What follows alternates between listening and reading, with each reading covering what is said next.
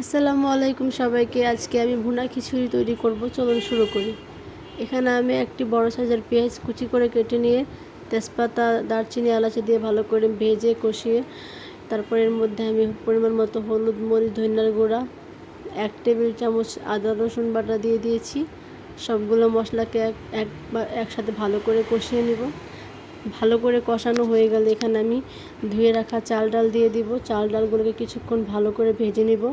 ভাজা হয়ে গেলে এখানে আমি গরম পানি অ্যাড করে দিব।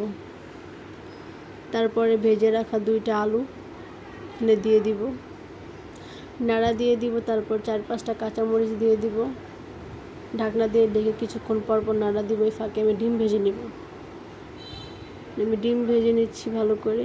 এর মধ্যে আমার খিচুড়িটাও হয়ে গেছে, তৈরি হয়ে গেল গরম গরম ডিম খিচুড়ি। আপনারা তৈরি করবেন বাসায়।